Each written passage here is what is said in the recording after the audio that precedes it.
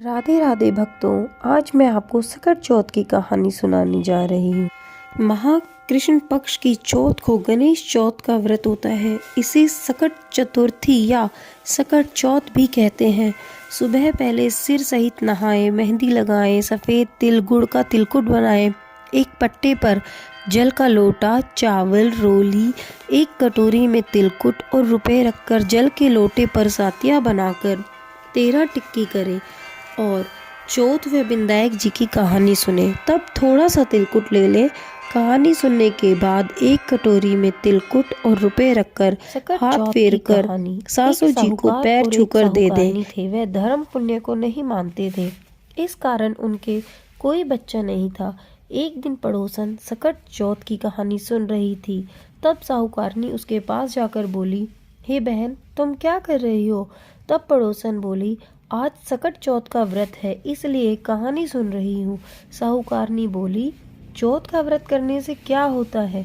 तब पड़ोसन बोली, अन्न धन सुहाग हो, बेटा हो। तब साहूकार की बहू बोली, अगर मेरे घर रह जाए तो मैं 1.25 सेर तिलकुट करूँगी और चौथ का व्रत भी करूँगी। उसके गर्भ रह गया। फिर वह बोली, मेरे लड़का हो जाए तो मैं 2.5 सेर का तिलकुट करूँगी। उसके लड़का भी हो गया। अब वह बोली, हे चौथ माता, मेरे बेटे का विवाह हो जाएगा तो 5.25 सेर का तिलकुट करूँगी। जब बेटे का विवाह का समय आया तो वह बेटे का विवाह करने के लिए गई। तब चौथ विनायक ने सोचा कि जब से इसके गर्भ रहा है तब से रोज तिलकुट बोलती है, अब तो इसके बेटे का विवाह भी हो रहा है, तब भी तिलकुट का एक दाना भी नहीं बनाया।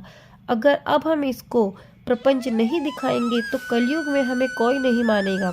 इसके साथ बेटे के इसको फेरों से उठा लेंगे। तब उसके बेटे ने 3 फेरे लिए तो चौथ माता गरजती हुई आई और उसको उठाकर पीपल के पेड़ पर बिठा दिया।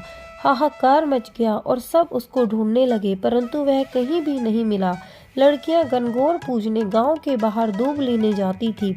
तब वह कहता, आ मेरी अर्धव्याही। यह बात सुनकर वह लड़की सूख कर कांटा हो गई।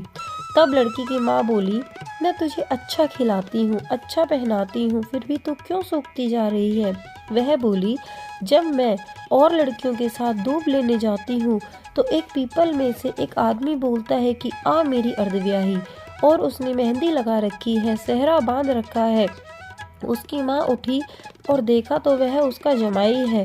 तब वह अपने जमाई से बोली, यहाँ क्यों बैठा है? मेरी बेटी तो अर्धव्याही कर दी, अब और क्या लेगा?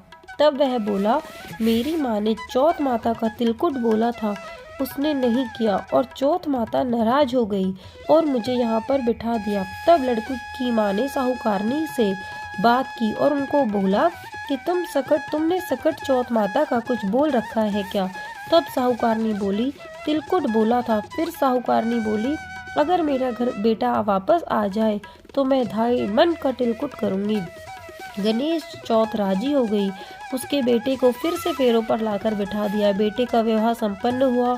तब उन लोगों ने 2.5 मन का तिलकुट कर दिया और बोली, हे चौथ माता, तेरे आशीर्वाद से मेरे बेटे बहू घर आए हैं, जिससे मैं हमेशा तिलकुट का व्रत करूंगी।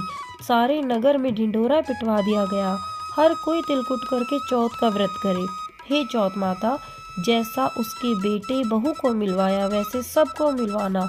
कहते सुनते सब परिवार का भला करना। जो चौथ का उद्यापन करे वह विनायक जी की कहानी पढ़े या सुने। ऐसी और आध्यात्मिक कहानियों के लिए मेरे चैनल को लाइक करें और सब्सक्राइब करें।